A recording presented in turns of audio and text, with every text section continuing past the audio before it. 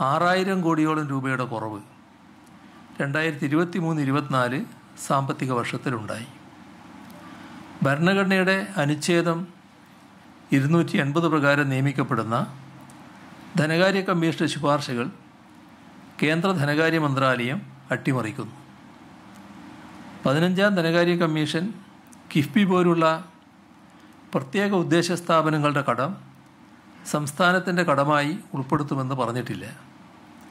ഭരണഘടനയുടെ ആർട്ടിക്കിൾ 293(3), 293(4) എന്നിവയ്ക്ക് അനുസൃതമായി 2017 ആഗസ്റ്റിന് മുൻപ് നിലനിന്നിരുന്നതുപോലെ പൊതു കണക്കിനത്തിലെ നീക്കിയിരിപ്പും പൊതുമേഖലാ സ്ഥാപനങ്ങളുടെ വായ്പകളും സംസ്ഥാനത്തിൻ്റെ കടമെടുപ്പ് പരിധി നിർണ്ണയിക്കുന്നതിൽ നിന്ന് ഒഴിവാക്കുകയാണ് വേണ്ടത്.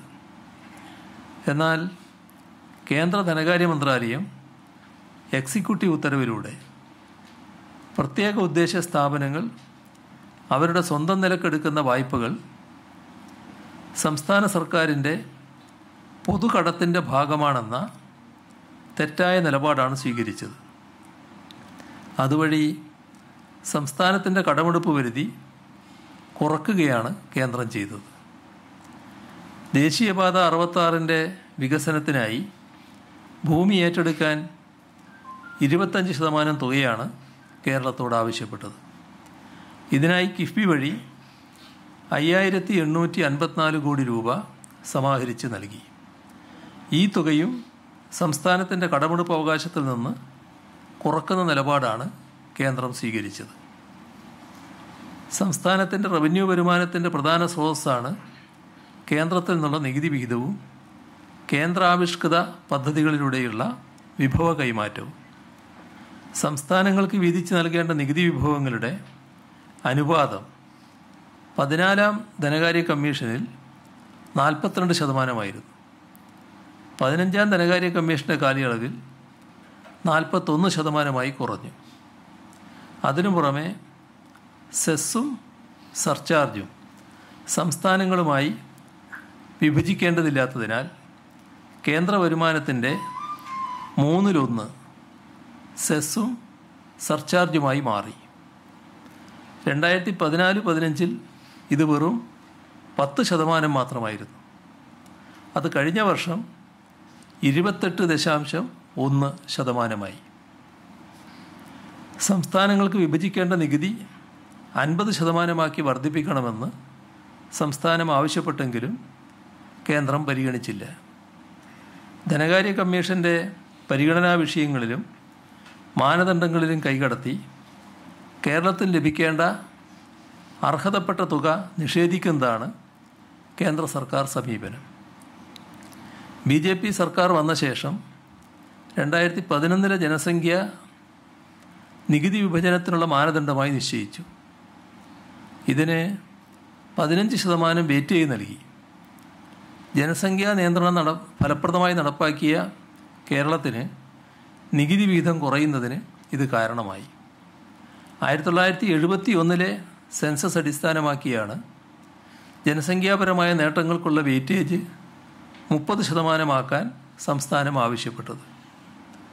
GST മൂലമുള്ള നികുതി അവകാശ നഷ്ടം പരിഹരിക്കുന്നതിൻ്റെ ഭാഗമായി GSTയിൽ 14% വാർഷിക നികുതി വളർച്ചാ നിരക്ക് ഉറപ്പാക്കുമെന്ന് കേന്ദ്ര സർക്കാർ വാഗ്ദാനം ചെയ്തിരുന്നു. എന്നാൽ GST സമ്പ്രദായം നടപ്പാക്കിയതിലെ പോരായ്മകളും പ്രകൃതി ദുരന്തങ്ങളും കോവിഡും മൂലം ഈ വളർച്ചാ നിരക്ക് ഇതുവരെ ഉണ്ടായിട്ടില്ല.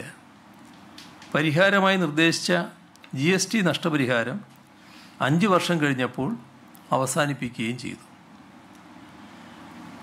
കേന്ദ്രവിഹിതം നാമമാത്രമാണ്. എങ്കിലും കേന്ദ്ര സർക്കാർ ബ്രാൻഡിങ് നിർബന്ധം എന്നാണ് അവസ്ഥ. ലൈഫ് പദ്ധതിയിൽ ഭൂരിഭാഗം ഗുണഭോക്താക്കൾക്ക് തുക പൂർണ്ണമായി നൽകുന്നതും കേന്ദ്ര ധനസഹായമുള്ള ചുരുക്കം വീടുകളിൽ തന്നെ തുകയുടെ സിംഹഭാഗം ചെലവഴിക്കുന്നതും സംസ്ഥാന സർക്കാരാണ്. എന്നാൽ ലൈഫ് പദ്ധതിക്ക് കീഴിൽ വീടുകൾ നിർമ്മിക്കുന്നതിന് കേരളത്തിന് കേന്ദ്ര PMAY പദ്ധതിക്ക് കീഴിൽ ലഭിക്കുന്ന നാമമാത്ര തുക ചൂണ്ടിക്കാട്ടി കേന്ദ്ര സർക്കാർ ബ്രാൻഡിംഗ് നിർബന്ധമാക്കാൻ സമ്മർദ്ദം ചെലുത്തുകയാണ്. ലൈഫ് പദ്ധതിയുടെ ഭാഗമായി നിർമ്മിക്കുന്ന വീടുകൾ ഓരോരുത്തരുടെയും സ്വന്തമാണ്. അതിന്മേൽ മറ്റൊരാൾക്കും അവകാശമില്ല. വീട് നിർമ്മിച്ച ശേഷം അത് ഇന്ന തരത്തിൽ നിർമ്മിക്കപ്പെട്ടതാണ് എന്നും ഇന്നവരുടെ സഹായത്താൽ നിർമ്മിച്ചതാണ് എന്നും എഴുതി വെക്കുന്നത് വീട്ടുടമസ്ഥൻ്റെ, ആ കുടുംബത്തിൻ്റെ ആത്മാഭിമാനത്തെ ആക്രമിക്കുന്നതാണ്. അത്തരത്തിൽ ഒരു ലേബലിങ്ങും കേരളത്തിൽ നടത്തുന്നില്ല, ഇനി നടത്താൻ ഉദ്ദേശിക്കുന്നുമില്ല. ആര് നിർബന്ധിച്ചാലും അതിന് സംസ്ഥാന സർക്കാർ തയ്യാറാവുകയുമില്ല. ലൈഫ് ഭവന പദ്ധതിയുടെ ഭാഗമായി 22/1/2024 വരെ 3,71,934 വീടുകൾ നിർമ്മിച്ചിട്ടുണ്ട്. ഇതിൽ 32,751 വീടുകൾക്ക് മാത്രമാണ് PMAY ഗ്രാമീണിൻ്റെ ഭാഗമായ 72,000 രൂപ സഹായം ലഭിച്ചത്. 72,000 രൂപയാണ് സഹായം. ബാക്കി 4 ലക്ഷത്തിലുള്ള തുക സംസ്ഥാന സർക്കാരിൻ്റെതാണ്. PMAY അർബൻ്റെ ഭാഗമായി 80,259 വീടുകൾക്ക് 1,50,000 രൂപ കേന്ദ്രം നൽകുന്നു. 1,50,000 രൂപ കഴിച്ചുള്ള 4 ലക്ഷത്തിൻ്റെ ബാക്കി സംസ്ഥാന സർക്കാരാണ് നൽകുന്നത്. ഇതിൽ 2 പദ്ധതികളിലെയും ഗുണഭോക്താക്കൾക്ക് ബാക്കി സംഖ്യ കൂട്ടി 4 ലക്ഷം രൂപ തികച്ചു നൽകുന്നത് സംസ്ഥാന സർക്കാരാണ്. എല്ലാം ചേർത്താലും ആകെ 1,13,1010 വീടുകൾക്ക് 30.38% മാത്രമാണ് നാമമാത്രമായ കേന്ദ്ര സഹായം ലഭിച്ചിട്ടുള്ളത്. ബാക്കി 2,58,924 വീടുകളും പൂർണ്ണമായി സംസ്ഥാന സർക്കാരിൻ്റെയും തദ്ദേശ സ്ഥാപനങ്ങളുടെയും ചെലവിലാണ് നിർമ്മിച്ചത്. ഇപ്പോൾ ലൈഫ് പദ്ധതി കീഴിൽ നിർമ്മിക്കുന്ന ഈ വീടുകളിൽ കേന്ദ്ര പദ്ധതിയുടെ പേര് പ്രദർശിപ്പിക്കണം. അല്ലാത്ത പക്ഷം കേന്ദ്രം നൽകുന്ന ചെറിയ കേന്ദ്ര വിഹിതം പോലും അനുവദിക്കില്ലെന്ന് കേന്ദ്ര ധനമന്ത്രാലയം നിലപാട് എടുത്തിരിക്കുകയാണ്. ഇത് അനുവദിക്കുന്ന പ്രശ്നമില്ല. 15ാം ധനകാര്യ കമ്മീഷൻ ശുപാർശ ചെയ്ത പ്രകാരമുള്ള 2022-23 നഗര തദ്ദേശ സ്വയംഭരണ ഗ്രാൻഡ് ഇനത്തിൽ 51,55,00,000 രൂപയും ഹെൽത്ത് ഗ്രാൻഡ് ഇനത്തിൽ 137,17,00,000 രൂപയും കുടിശ്ശികയാണ്. അതുപോലെ തദ്ദേശ സ്ഥാപനങ്ങൾക്കുള്ള 630,34,00,000 രൂപ പെർഫോമൻസ് ഗ്രാൻഡ് അനുവദിച്ചിട്ടില്ല. 2018-19, 2019-20 വർഷത്തേക്ക് 14ാം ധനകാര്യ കമ്മീഷൻ തദ്ദേശ സ്ഥാപനങ്ങൾക്കുള്ള പെർഫോമൻസ് ഗ്രാൻഡായി ശുപാർശ ചെയ്തിരുന്ന 660,34,00,000 രൂപയും കേന്ദ്രം അനുവദിച്ചിട്ടില്ല. സ്കൂൾ ഉച്ചഭക്ഷണ പരിപാടിയിലെ കേന്ദ്ര വിഹിതം 2023-24 വർഷം ഉച്ചഭക്ഷണ പരിപാടി നടത്തിയതിൻ്റെ ഭാഗമായി 54 കോടി രൂപ കേന്ദ്ര ഗ്രാൻഡ് ലഭിക്കാനുണ്ട്. അധിക വിഹിതം ഉൾപ്പെടെ പ്രതിവർഷം ശരാശരി 16 ലക്ഷം ടൺ ഭക്ഷ്യധാന്യം അനുവദിച്ചിരുന്നത് ഭക്ഷ്യഭദ്രതാ നിയമം നടപ്പാക്കിയതിന് ശേഷം 14.25 ടണ്ണാക്കി കുറച്ചിരിക്കുകയാണ്. ഭരണഘടനാപരമായി തന്നെ നമ്മുടെ രാജ്യത്ത് ചെലവ് ബാധ്യതകൾ കേന്ദ്ര സർക്കാരിനേക്കാൾ കൂടുതൽ സംസ്ഥാനങ്ങൾക്കാണ്. 15ാം ധനകാര്യ കമ്മീഷൻ്റെ റിപ്പോർട്ട് പ്രകാരം രാജ്യത്തെ ആകെ പൊതുചെലവിൻ്റെ 62.4% വഹിക്കുന്നത് സംസ്ഥാനങ്ങളാണ്. എന്ന് പറഞ്ഞാൽ വെറും 37.6% മാത്രമാണ് കേന്ദ്രം വഹിക്കുന്നത്. രാജ്യത്തിൻ്റെ ആകെ വരുമാനത്തിൻ്റെ 62.2% കേന്ദ്രം കൈയടക്കി വച്ചിരിക്കുകയാണ്. കോളേജ് അധ്യാപകർക്ക് UGC നിരക്കിൽ ശമ്പള പരിഷ്കരണം നടപ്പിലാക്കിയതിൻ്റെ ഭാഗമായി കേന്ദ്ര സർക്കാരിൽ നിന്ന് ലഭിക്കേണ്ട 750 കോടി രൂപയുടെ ഗ്രാൻഡ് ലഭിച്ചിട്ടില്ല. നെല്ല് സംഭരണത്തിനുള്ള 792 കോടി രൂപയും ഭക്ഷ്യസുരക്ഷാ നിയമം നടപ്പാക്കിയതിൻ്റെ ഭാഗമായി ലഭിക്കാനുള്ള 61 കോടി രൂപയും ഇതുവരെ ലഭിച്ചിട്ടില്ല.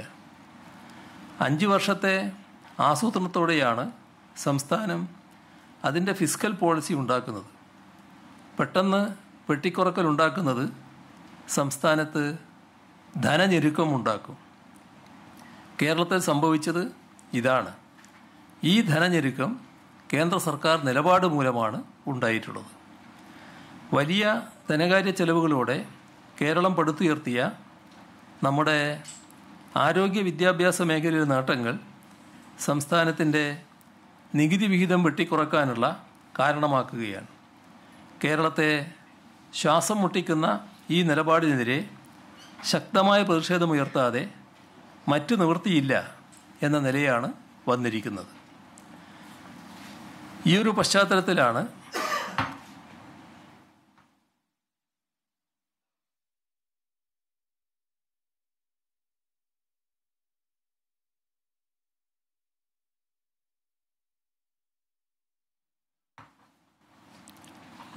ഡൽഹിയിൽ സമരം നടത്താൻ നിർബന്ധിതമാകുന്നത്. നിലവിലുള്ള പ്രശ്നങ്ങളും സംസ്ഥാനം അഭിമുഖീകരിക്കുന്ന പ്രതിസന്ധിയും നവകേരള സദസ്സിൽ സജീവമായി ചർച്ച ചെയ്തിരുന്നു. ഉപരോധ സമാനമായ കേന്ദ്ര നിലപാട് ചൂണ്ടിക്കാട്ടി സുപ്രീം കോടതിയെയും സമീപിച്ചിട്ടുണ്ട്. ഭരണഘടനാ മൂല്യങ്ങളെ വെല്ലുവിളിച്ച് ഫെഡറൽ തത്വങ്ങളെ ഇല്ലായ്മ ചെയ്യാൻ കേന്ദ്ര സർക്കാർ നടത്തുന്ന ശ്രമങ്ങൾക്കെതിരെ യോജിച്ച സ്വരം ഉയരേണ്ട സമയം അതിക്രമിച്ചിരിക്കുന്നു. രാജ്യതലസ്ഥാനത്ത് ഫെബ്രുവരി 8-നാണ് സമരം സംഘടിപ്പിക്കുന്നത്. അന്നേ ദിവസം രാവിലെ 11 മണിക്ക് മന്ത്രിമാർ, MLA-മാർ, MP-മാർ,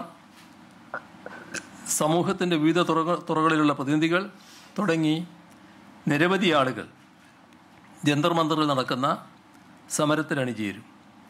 ഇതിന് ഐക്യദാർഢ്യം പ്രകടിപ്പിക്കുന്ന കൂട്ടായ്മയിലേക്ക് BJP ഇതര സംസ്ഥാനങ്ങളിലെ മുഖ്യമന്ത്രിമാരുൾപ്പെടെയുള്ളവരെ ക്ഷണിച്ചിട്ടുണ്ട്. ഈ സമരം നമ്മുടെ നാട് നേരിടുന്ന അനീതിക്കെതിരെയുള്ള യോജിച്ച പോരാട്ടമായി മാറേണ്ടതുണ്ട്. ഭരണഘടനാ മൂല്യങ്ങൾ സംരക്ഷിക്കാനും നമ്മുടെ അവകാശങ്ങൾ നേടിയെടുക്കാനും ഈ സമരത്തിൻ്റെ ഭാഗമാകാൻ എല്ലാവരും ഉണ്ടാകണമെന്ന് അഭ്യർത്ഥിക്കുകയാണ്. ഇതാണ് ഇന്ന് പറയാനുള്ള കാര്യങ്ങൾ.